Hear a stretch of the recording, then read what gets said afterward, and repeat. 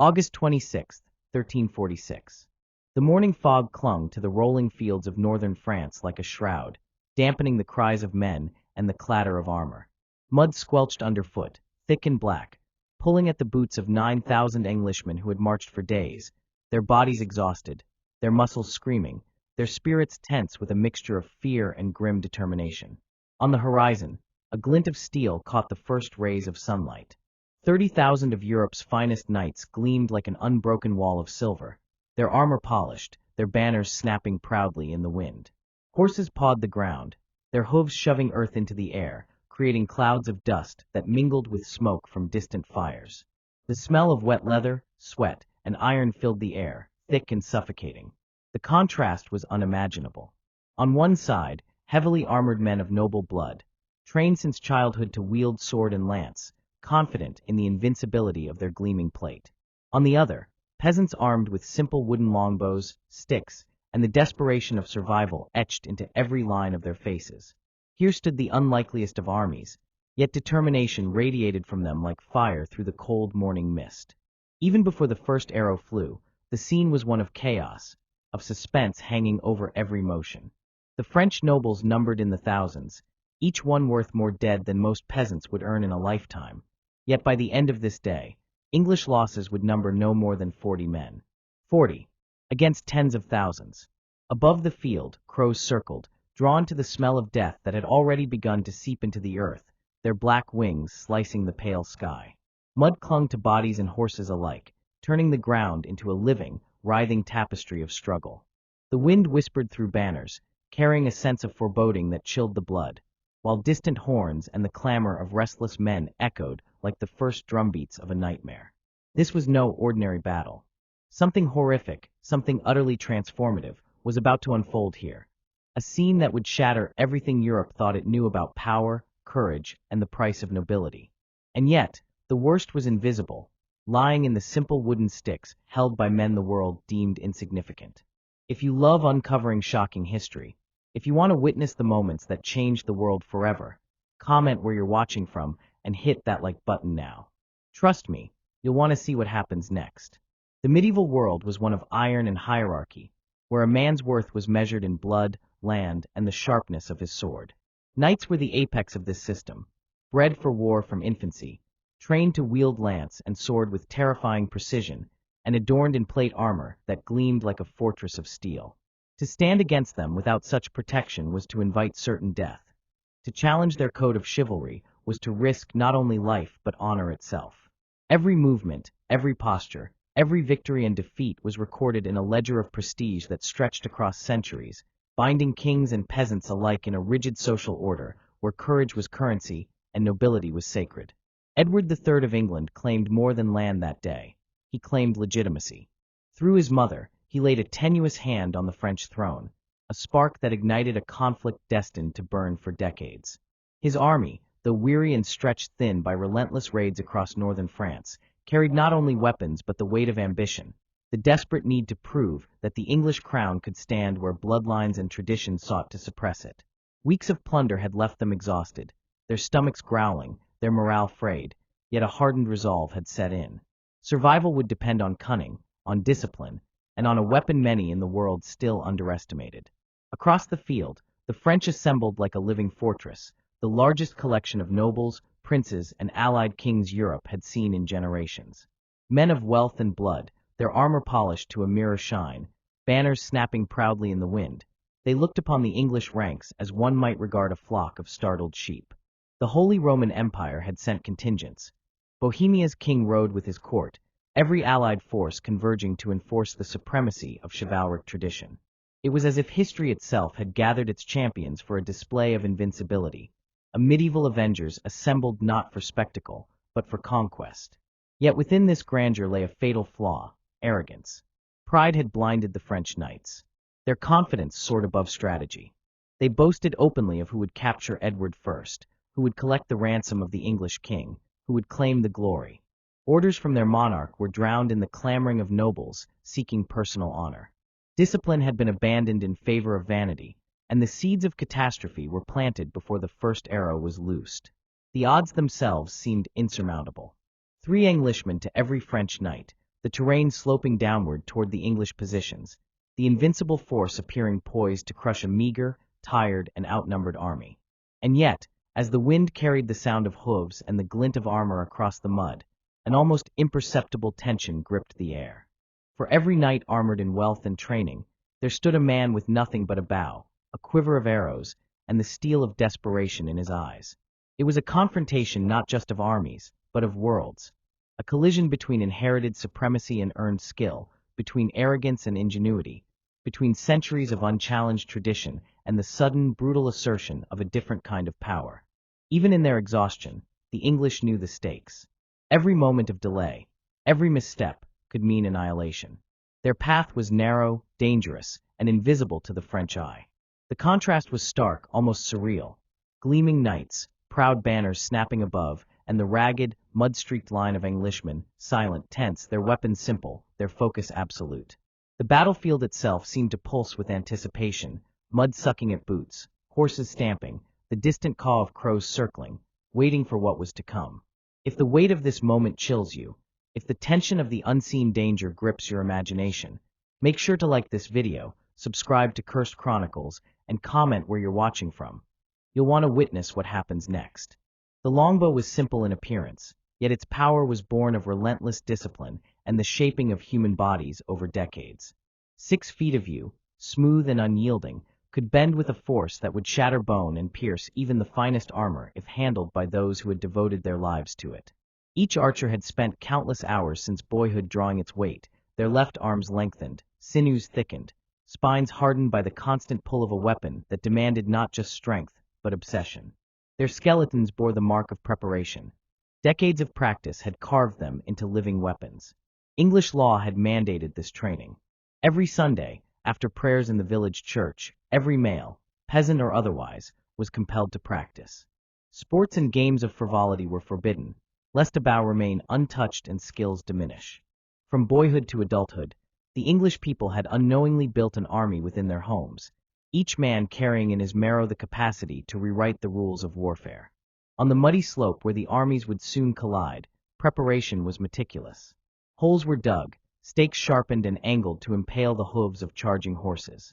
The English formed their lines with precise geometry, archers arranged in a V formation, their fields of fire overlapping to create a wall of death. The subtle rise of the hill gave them advantage, forcing any assaulting cavalry to climb into a storm of arrows. Every detail was intentional. The ground became a weapon, the terrain a partner in their silent strategy. And Edward III made a choice that would send shockwaves through Europe, his knights dismounted. The proud warriors of England, trained to thunder across the battlefield on armored horses, were ordered into the mud to fight on foot alongside peasants. Never before had such men abandoned their mount, their pride, their centuries of tradition, to stand in solidarity with common soldiers. Yet Edward knew that survival, not honor, would decide the day. The sight was extraordinary. Polished plate trudging through mud, kneeling beside men with no armor, the gap between nobility and peasantry dissolved by necessity. Torches had long disappeared into the night, but the preparation continued under the flickering glow of lanterns. Stakes were driven into the earth, trenches dug and hidden from view, meat and ale distributed to ensure the men slept with full stomachs while the French marched onward, fatigued and starving. Every small action carried significance. Every detail might save lives or end them. Discipline was their shield, foresight their sword. If the precision of these preparations, the discipline that could bend entire battles to will, fascinates you, make sure to hit like, subscribe to Cursed Chronicles, and tell us in the comments the city you're watching from. The story is only about to descend into chaos. The first movement of the battle was less a clash of armies than a prelude to slaughter. The Genoese crossbowmen, the finest mercenaries money could buy, stepped forward into the wet, clinging mud. Their pavises, those large protective shields, remained with the baggage train, leaving them exposed. Rain had fallen earlier, and their crossbow strings sagged, rendering their precision unreliable. They loosed bolts into the approaching English line, but most fell short, embedding uselessly in the earth. From the English ranks came a sound that would haunt the French memory for years to come, a simultaneous release of thousands of longbow arrows. The air seemed to shudder under the impact, a thunder that was neither wind nor storm, but death made audible. Arrows fell in such density that the sky darkened, blurring the figures of men and horses alike.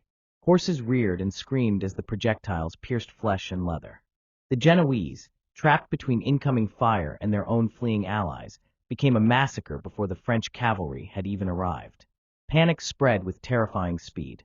French knights, seeing the retreating mercenaries, surged forward in anger, trampling their own allies. Aristocrats, trained to believe in hierarchy and honor, were reduced to a frenzied mob, cutting down those who had been hired to protect them. The battlefield dissolved into chaos, mud and blood mixing under the thunder of hooves, the screams of men, the whistling of arrows. Every wave of the Genoese advance collapsed under the weight of English discipline and the merciless geometry of prepared defenses.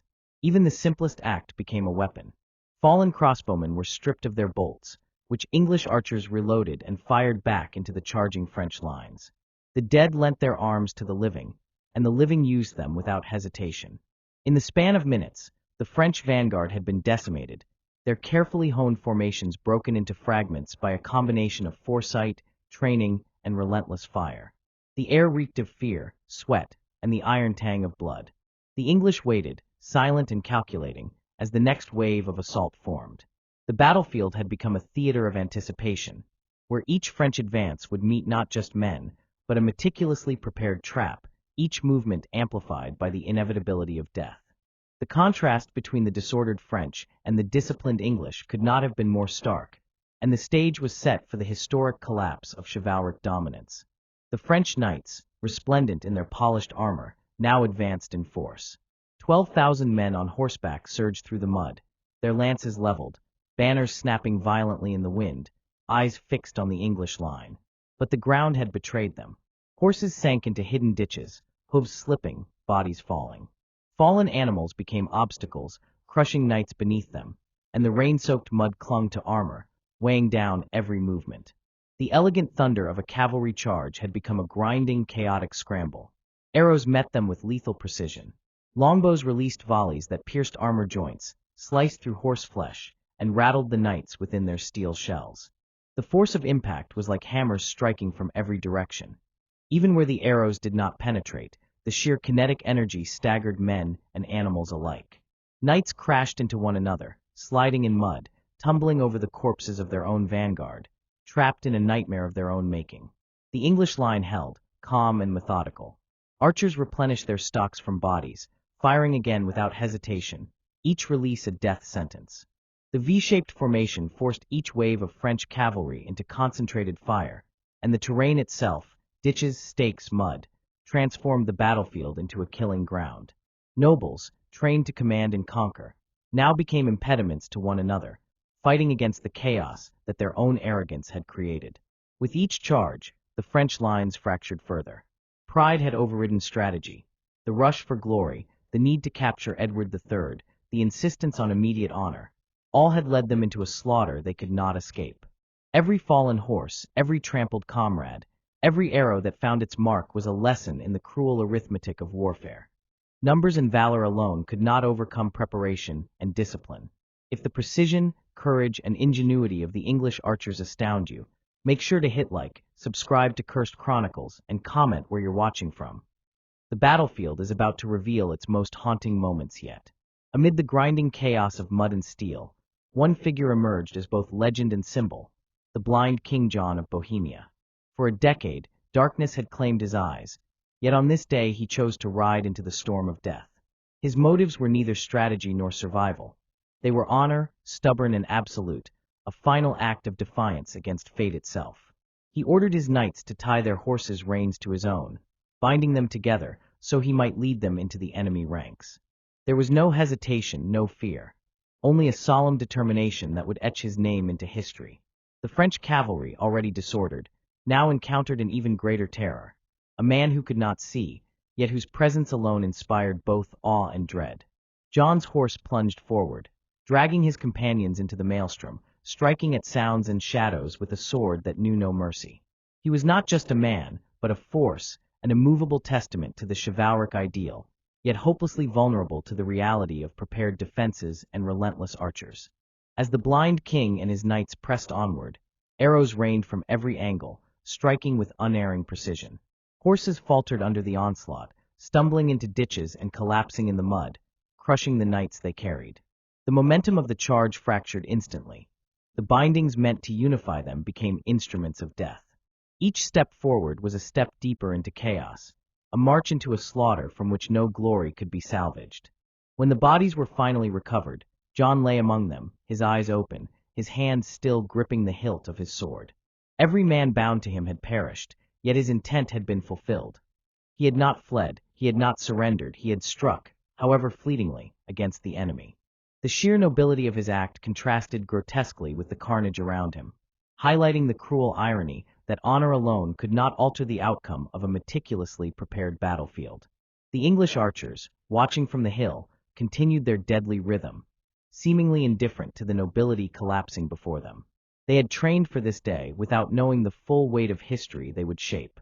Each arrow loosed was an echo of decades of discipline, a tiny instrument that collectively shattered centuries of aristocratic warfare. The ground became a testament to both human ingenuity and human hubris, a morass of mud, blood, and shattered ideals. Above it all, the sky darkened with smoke and the flurry of arrows, while crows circled, already feeding on the first wave of fallen. The battlefield had transformed into a theater of death, each movement recorded not in chronicles of glory, but in the grim arithmetic of mortality. Nobility, training, and courage were meaningless against preparation, foresight, and sheer persistence. This moment, frozen in mud and blood, marked not just a battle won, but the quiet, inexorable end of an era. By midday, the French had thrown wave after wave of cavalry into the teeth of English arrows. 16 charges, each more desperate than the last, each more chaotic, each ending in slaughter. The ground was churned into a quagmire of mud, blood, and broken steel. Horses screamed as they fell, dragging knights with them. Nobles, who had spent a lifetime believing themselves invincible, now clawed at the mud, trapped by their own arrogance, crushed by the very momentum they had created. Pride had led them to their deaths, and there was no salvation in sight. The Black Prince, Edward III's son, watched from the flank, his eyes tracing every movement with grim fascination.